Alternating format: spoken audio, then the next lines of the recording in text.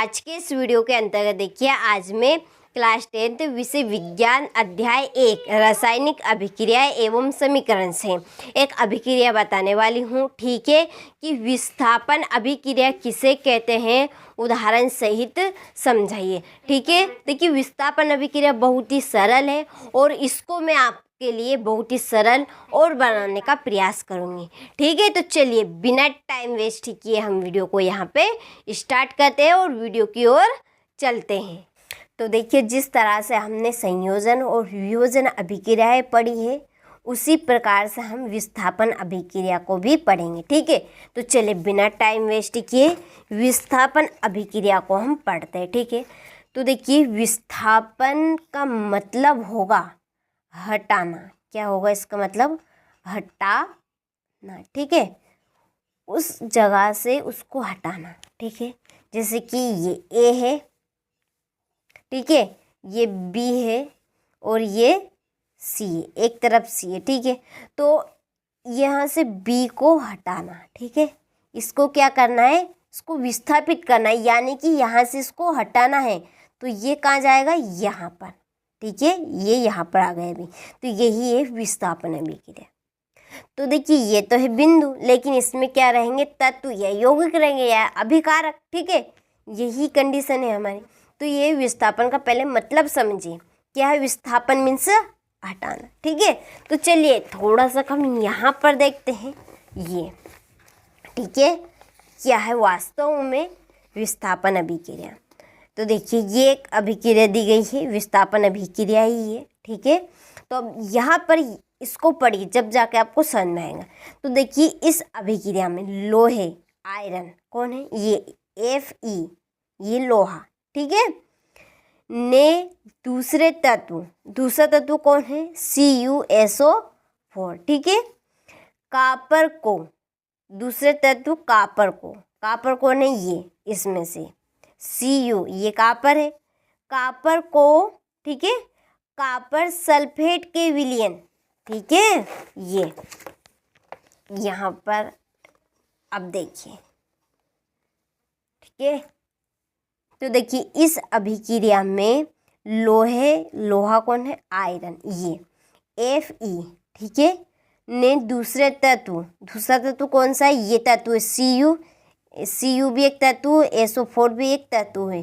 ठीक है, ये दोनों मिलकर के बन गए यौगिक, बने, एक विलयन बन गया। ठीक है, अब फिर से देखिए, तो लोहे ने दूसरे तत्व कापर, इसमें से कापर को, ये Cu को, ठीक है, कापर सल्फेट के विलयन, ये पूरा क्या है? एक विलयन, एक लिक्विड है। ठीक है, यहाँ पर देखिए फिर से, लोहे ने दूसरे तत्व कापर को कापर सल्फेट, ठीक है, कापर सल्फेट के विलयन से विस्थापित कर दिया यानी कि हटा दिया। विस्थापित मीन्स क्या होता है? हटाना। ठीक है, हटा दिया। तो इस अभिक्रिया को ही विस्थापन अभिक्रिया कहते हैं। ठीक है, तो ये अभिक्रिया, तो Fe प्लस CuSO4।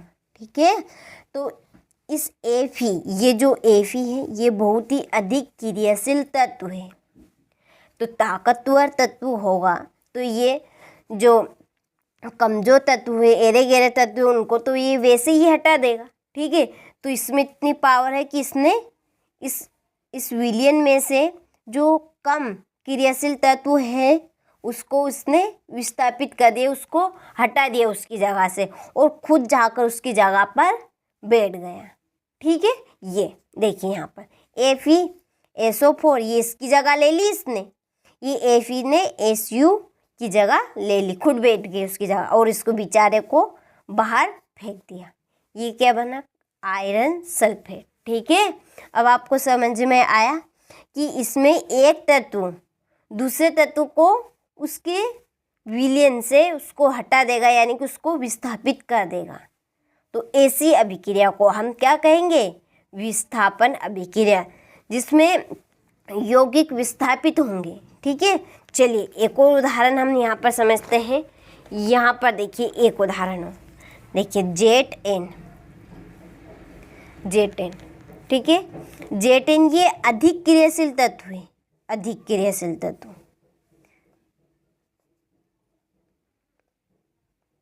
क्रियाशील तत्व है ये, ठीक है, प्लस CuSO4 ये कम क्रियाशील तत्व है, कम क्रियाशील तत्व है, ठीक है।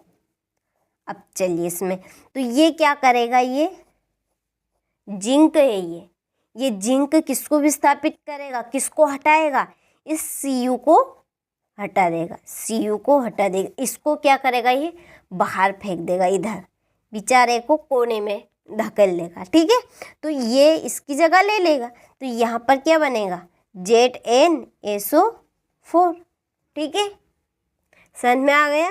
तो आप इनकी कंडीशन दर्शन, Zn जिंक ठोस है, ये विलयन है, Au बनेगा, ठीक है, और ये भी एक विलयन ही है, Au, और कॉपर ठोस है ये, ठीक है। इसी तरह से चलिए एक और उदाहरण हम समझते हैं। यहाँ पे ये लेड है, Pd, ठीक है, Pd ये भी अधिक क्रियाशील तत्व है, ठीक है। चलिए प्लस Cu, ठीक है, CuCl2, चलिए क्रिया हुई। तो अब इस अभिक्रिया में आप बताइए कौन किसको हटाएगा। चलिए इमेजिन करिए कौन किसे हटाएगा इसमें से। हमने दो अभिक्रिया में पढ़ते आए हैं कि ये जो Cu यानी कॉपर है ये कम क्रियाशील तत्व है, ठीक है, तो ये क्या होगा, अधिक क्रियाशील तत्व होगा, ठीक है। तो ये Pd, ठीक है, Pd ये लेड है, लेड किसको हटा देगा, Cu को, इसको बाहर रख देगा, ये फेंक देगा बेचारे को। अब ये खुद उसकी जगह ले लेगा, ठीक है, तो PdCl2 ये।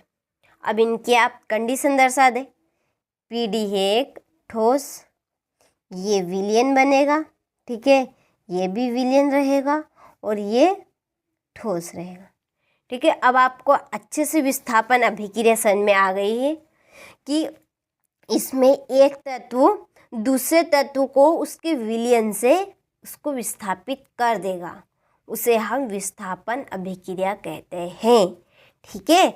चलिए तो आप इसकी डेफिनेशन यहाँ से लिखिएगा, ठीक है, नोट्स में से अच्छे से बिल्कुल तरीके से लिखना है, एक भी नंबर आपको नहीं गंवाना है, ठीक है। तो देखिए कि वहाँ अभिक्रिया जिसमें एक तत्व दूसरे तत्व को उसके यौगिक, ये विलयन भी बोल सकते हैं, ठीक है, उसके यौगिक से विस्थापित कर देगा। यौगिक किसे कहते हैं मैंने पहले ही बता दिया आपको, जिसमें एक से अधिक तत्व होंगे तो वहाँ यौगिक बन जाएगा, ठीक है। तो बहुत ही सिंपल, ये पूरा ये क्या है, एक यौगिक है जिसमें देखिए ये भी एक तत्व ये भी एक तत्व, तो दो तत्व मिलकर क्या बनेंगे, यौगिक। तो इसको हम क्या बोलेंगे, यौगिक, ठीक है। और ये क्या है, तत्व है, ये सभी तत्व है।